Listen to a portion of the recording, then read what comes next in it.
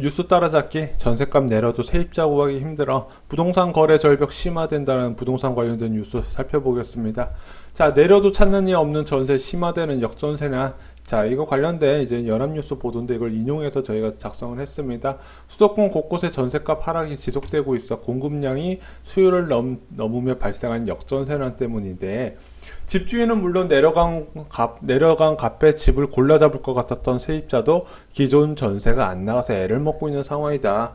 물론 이제 전세값을 갈아타는 사람도 문제겠지만요, 전세를 살면서 분양을 받았던 사람들이 만기 입주 시점에서 전세가 안 나가서 고민을 하시는 경우가 되게 많아요.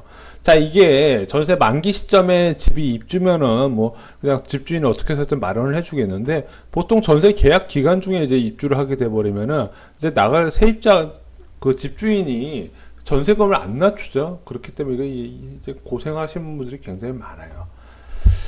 자, 그래서 서울의 노원구 상계동에 한 아파트 단지의 경우 2017년 하반기부터 전셋값이 떨어졌는데 최근에 2천만 원 추가 하락했대요. 자, 작년 하반기에 더 이상 바닥이다, 더 이상 못 떨어질 거다 예상을 했는데 다시 2천만 원 추가 하락을 했답니다. 자, 집주인들은 만기가 된 세입자들에게 돈을 내주려고 전셋값을 낮춰서 내놨지만 찾는 사람이 없어. 자, 애를 먹고 있더라. 자, 이거 되면 이제 집주인들이 이제 고민을 하게 되는 거죠. 자, 어떤 고민을 하게 되냐? 이거 뒤에서 설명을 드릴게요. 자, 6월 서울 아파트 매매가 대비 전셋가율은 65.4%로 재작년 6월보다 10포인트 이상 낮아졌다. 물론 그 사이에 매매값이 높아지면서 전세 가격은 막 그렇게 급격하게 뭐 10% 이상 낮아졌다 이렇게 보기는 어려워요. 전세와 매매가가 비슷했던 2016년부터 2017년 사이에 갭 투자했던 소액 투자자가 가장 먼저 타격을 입을 것으로 예상되고 있다. 올 들어 지난달까지 주택도시보증공사가 전세금 반환보증 가입 세입자에게 집주인 대신 전세금을 내준 건수는 지난해 대비 4배가 증가했고요. 이거 내년 되면 훨씬 더 심해질 겁니다. 어디 중심으로? 강북구 주변 중심으로 심해질 거예요. 왜냐, 그 강북 지역이 오히려 전세가율이 굉장히 높았기 때문에 적은 금액으로 갭 투자하신 분들이 많았거든요. 자, 그렇게 되면은 전세 가격이 빠지면 이런 소액 투자하신 분들은 답이 없다는 거죠. 생각보다. 자, 만약에 어떤 지역이 갭 투자 금액이 3억이고 다른 지역은 2억이다. 그럼 내가 가진 재산 3억이다. 그럼 투자하신 분들이 어떻게 하냐? 이 2억짜리 들어가서 그 전세 가격이 하락할 걸 대비하는 게 아니라 내가 가진 돈 풀베팅해서 3억짜리 전세 갭 투자 비용을 들어간다는 거죠. 대부분 그래요. 열의 9은 이래요. 전세값 하락할 걸 생각 못 하고 있어요. 왜냐? 지난 7년 동안 전세 가격이 빠진 적이 없잖아요. 항상 오르는 걸 이제 인식으로 갖고 있었는데 이제 빠지는 것도 감안을 해야 된다는 거죠. 자, 2018년 하반기에도 수도권을 중심으로 그간 쌓인 입주 물량이 한꺼번에 풀리면서 전세값 하락 기조는 이어질 전망. 저희가 말씀드렸죠. 전체 입주 물량의 75%가 7월부터 9월 사이에 경기도 지역에 몰려 있어요. 자, 이 75%만 하더라도 2017년 입주 물량의 전체가 맞먹어요. 그러다 보니까 진짜 이제부터 시작이다는 인식이 강한 거고요. 2017년에 딱 경기도 수도권 지역 같은 경우는 수요 물량이나 입주 물량이나 어느 정도 맞닿았었는데 2018년부터 초과한다는 거죠. 적게는 5만 가구에서 최대 7만 가구까지 초과 공급되는 상황이 2018년에 처음 일어나는 거고, 그 중심이 이제부터 풀리기 때문에 전세라는 이제부터 시작이 될 것이다. 자, 그럼 서울 지역도 전세 가격이 떨어질까요? 일부 지역에선 떨어질 수 있는데 일단 서울은 다시 이주 수요가 발생하기 시작했어요. 재건축 초과이익 환수제 피한 단지들 이주 수요가 발생하면서 전세 가격이 약세는 나타나겠지만 급등세나 급락세 이렇게 크게 변동하는 건 없다. 크게 변동하는 건 언제? 내년이다. 자, 집값 하락 시기에 다주택자들 선택 볼게요. 첫 번째, 매도 판매한다. 3월 31일 전에 다 팔았죠. 왜냐, 양도세 중과제도를 시행했기 때문에 이때 팔았던 사람들이 많았어요. 거래량도 많았고요. 이때 팔았던 사람들이 대부분 신의 한 수였죠. 자, 두 번째, 공공임대 등록. 자, 일정 기준 이하의 주택 8년간 전세를 주면은요, 공공임대 등록이라 해서 보유세나 양도세에서 혜택을 받게 됩니다. 자, 공공임대 등록도 3월에 사상 최저로 많이 등록이 됐어요. 자, 공공임대 등록과 더불어서 많이 이제 활성화됐던 게 바로 증여였죠. 부부간 증여, 아니면 부부간의 공동명의, 아니면 자식한테 증여. 이것도 양도세 피하는 하나의 방법입니다. 자, 마지막으로 그냥 버티는 사람들이 있어요. 자, 나는 사업자 등록하는 것도 싫고 파는 것도 싫다, 갖고 있고 싶다. 이런 사람들한테 이제 많이 타격을 받을 수 있는 게 첫 번째가 보유세 강화였어요. 자, 보유세 강화 솔직히 막 그렇게 큰 타격을 주지는 않거든요. 이제 3주택자 이상한테는 많이 타격을 주는데, 중저가 주택 한 두 채 정도 가지신 분들은 그렇게 타격은 없어요. 그럼 뭐가 무섭냐? 공시지가 인상이 더 무서운 거거든요. 근데 그거를 국토부 장관이 현실화를 위해서 지금 계속 애를 쓰고 있어요. 그래서 제가 볼 때는 2019년 공시지가 상승률 보면 제가 볼 때 한 30% 이상 나올 수도 있을 것 같아요. 지금 추세로 보면. 그래서 80에서 90%까지만 맞춘다. 그 중간인 85%만 맞춰도 현재 올린 보유세 개정안과 관련해서 겹쳐지면 2배 이상 오르더라. 쇼킹 부동산에 한번 다뤄드렸고, 많은 분들의 조회수를 이제 기록을 했습니다. 자, 그리고 무서운 게 전세값 하락이에요. 나 그냥 이 집 갖고 있게 해주세요 하는데, 이 사람들이 집을, 만약에 10억짜리 집을 내가 10억을 다 주고 산 게 아니라 10억짜리 집에 전세 7억 끼고 내자금 3억 주고 산 사람들이 대부분이란 말이죠. 그럼 이 사람들이 10억 자산 가지면 실질적으로는 3억밖에 없는 사람이다. 자, 물론 정말 돈 많은 사람들이 10억 주고 아파트를 통째로 갖고 있을 수 있겠지만, 그런 사람들은 대부분 강남에 더 고가 아파트를 투자했다는 거죠. 그러면은 전세값이 빠졌어요. 자, 10억짜리 아파트가 6억 전세가 됐다. 그럼 1억을 누군가 메꿔줘야 된다는 얘기인데, 내가 현금을 갖고 와서 메꾸든가 아니면 어디서 대출을 받아야 되는데, 그것들이 점점 제한이 된다는 거고, 소득 중심으로 가고 있다는 거죠. 왜냐, 자산 중심이 아니라 소득 중심으로 자산을 평가해서 대출을 하다 보니까 지금 다주택자 대부분이 50대, 60대 베이비부모 세대들이 많아요. 그러다 보니까 타격을 받는 거죠. 그런 전세값 하락은 결국에는 금매 물량을 증가시킬 수밖에 없다. 자, 그럼 이 전세값은 언제 하락하냐? 서울은 2018년 12월부터, 경기도는 뭐 이미 많이 하락을 했지만 2018년 7월 지금부터 많이 하락할 가능성이 커요. 입주 물량이 많아지는 시기, 입주 물량이 증가하고 2, 3개월 지난 시기가 가장 전세값이 많이 빠지더라. 그러면은 다주택자는 결국에는 급매물로, 이 버티는 사람들은 이제 매도로 전환할 수밖에 없을 것이다. 이렇게 지금 나오는 거죠. 자, 두 번째 뉴스 볼게요. 부동산 거래 절벽 심화, 6월 주택 매매 거래량 전년 대비 3분의 1 토막 났다. 자, 17일 국토교통부 발표 기준 6월 전국 주택 매매 거래량은 6만 5천 건으로 지난해 같은 기간 대비 33.6%가 감소를 했대요. 자, 한 달 거래량이 6만 5천 건인데, 이거는 뭐 주택이나 빌라나 뭐 아파트 다 통틀어서 계산을 한 겁니다. 4월 양도세 중과제도 시행 이전인 1분기 다주택자들이 주택 거래를 많이 해 6월에는 거래량이 감소한 것으로 나온다. 자, 그래서 거래 감소한 게 1월, 2월, 3월에 거래량이 너무 많아서 4, 5, 6월에 거래량이 감소한 것으로 나온다. 이런 식으로 언론에서 보도를 했어요.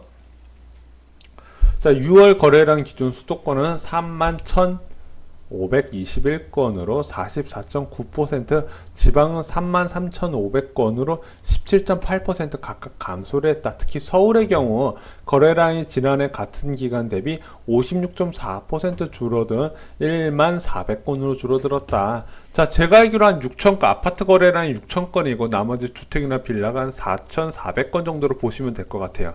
이것도 국토교통부 발표하고 서울시 발표 자료하고 이게 집계 방식의 차이에 따라서 또 이게 달라지더라고요. 그래서 서울시 같은 경우는 신고 건수 기준으로 그냥 취합을 하는 거라서, 자, 이거에 관련된 이제 갭 차이는 이 두 개 기관이 좀 협의를 해서 줄일 필요가 있어요.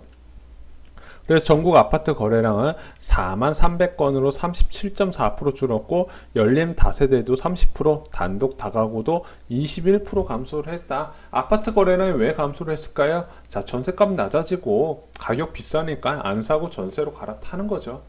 자, 6월 전월세 거래량은 13만 9,318건으로 지난해 같은 기간 대비 5.2% 오히려 증가를 했다. 자, 매매 수요가 전세로 전환됐다는 걸 볼 수 있는 포인트예요.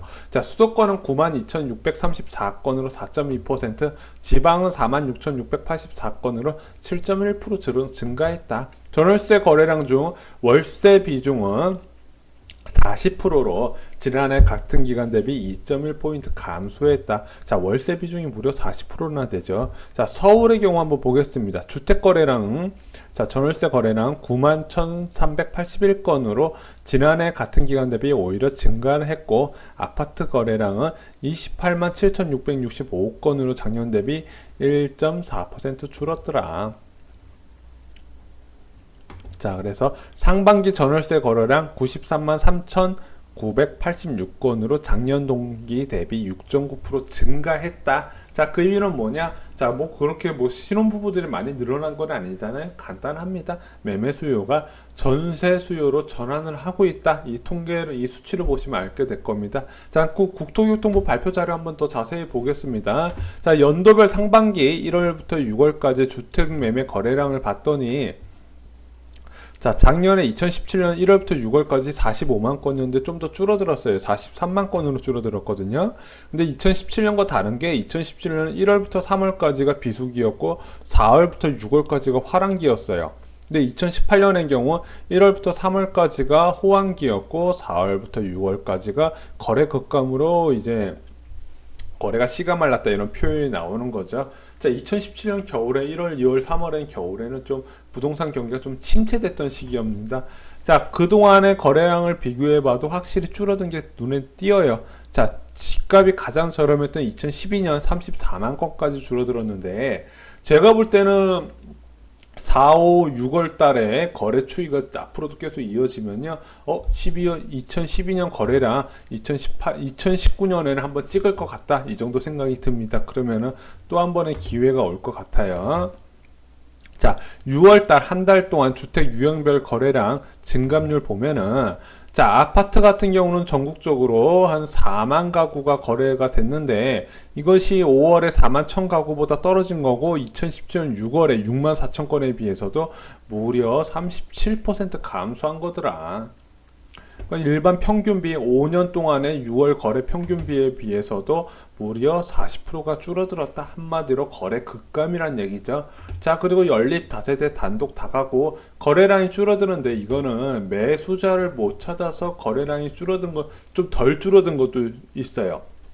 그래서 쇼킹 부동산에서 보면 맨날 빌라 사지 마라 그러잖아요. 그 이유는 간단해요. 아파트 거래량이 줄어들면은 빌라나 단독주택은 거래가 씨가 말라요.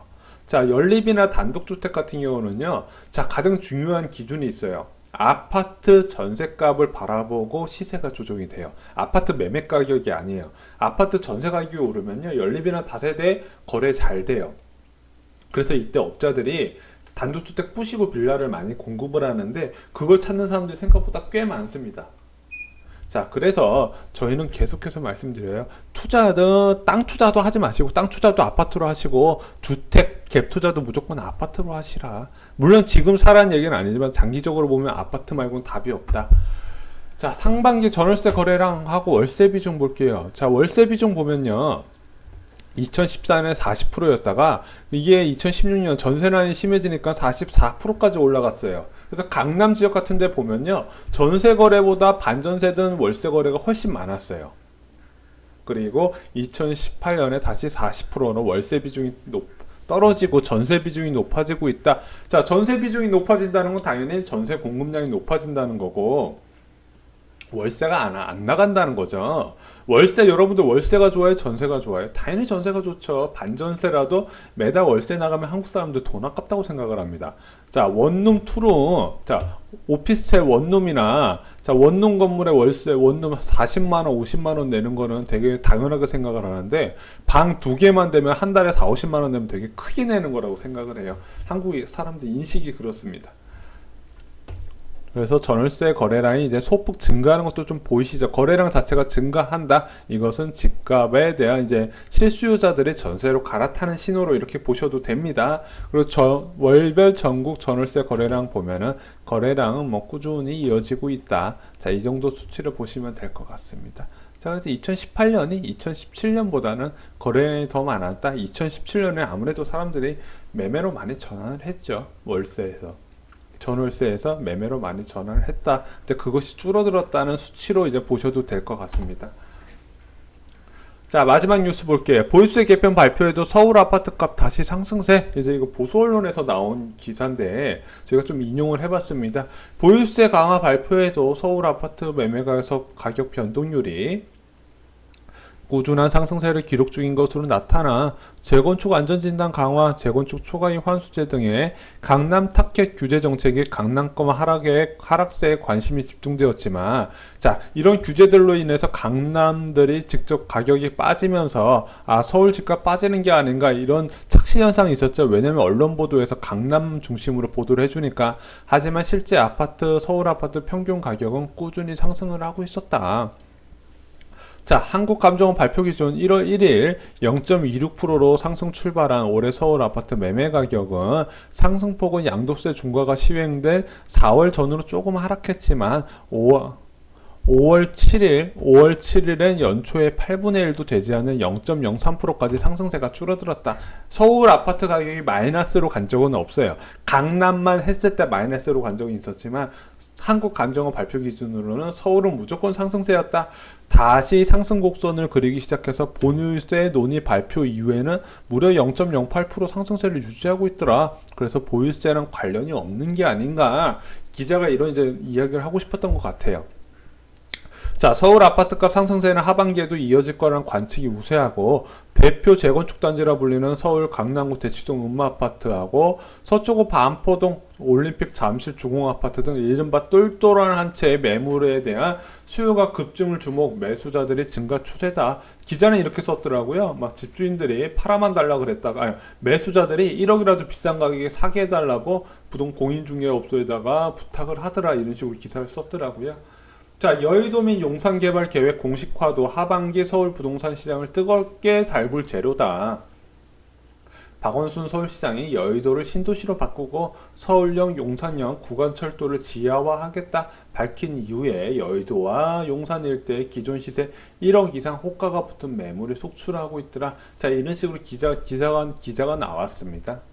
기사가 나왔는데, 자, 여러분들이 잘 생각을 하셔야 될 게, 이 한국감정원 발표 저희가 매주 분석을 해드리지만은 솔직히 저는 이걸 참고 자료로만 하고 실제적으로 부투정이라 해서 저희가 급매물 위주로 시세 분석해드린 거 그거랑 이제 같이 맞물려서 보셔야 돼요. 자, 그렇게 보시면은요, 자, 한국감정원 발표 보면은 자, 계속해서 상승세가 나왔던 마포구하고 5월 중순까지 약세가 나타났다가 다시 상승 반전하고 최근에 상승세가 높아지고 있는 성동구 지역을 볼게요.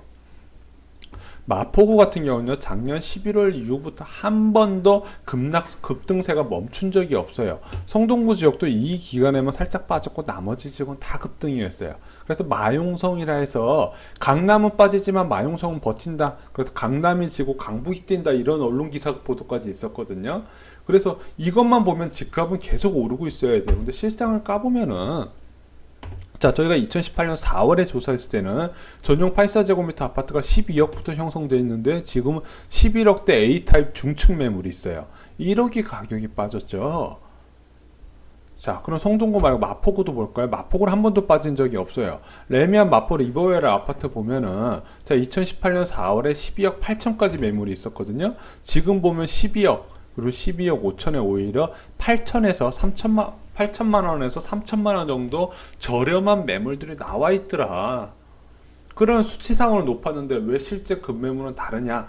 한국감정원은 호가 기준으로 하고 서울 기준에 아까 저희가 이제 거래량 분석해 드렸다시피 서울 아파트 거래량은 강남 강북 할 거 없이 4월 이후에 다 씨가 말랐어요. 정말 간간히 한두 건 거래되는 경우지 다 씨가 말랐더라. 근데 씨가 말랐는데 강남은 먼저 호가를 조정을 했고 거래량 씨가 말랐음에도 불구하고 강북 지역은 좀 호가를 덜 조정하고 일부 사람들은 극매물을 제외하고 팔 사람도 없는 사람들이 호가를 올렸구나. 그래서 이 호가 중심으로 조사를 하는 한국감정원 조사 결과 상승세로 나오는구나. 이건 여러분들이 이제는 이제 언론 뉴스뿐만 아니라 이제 그 통계 자료도 한번 같이 저희 쇼키움 부동산이랑 보실 줄 아셔야 된다. 저희가 정말 가격이 안 떨어지고 오르면 오른다고 말씀을 드리겠습니다.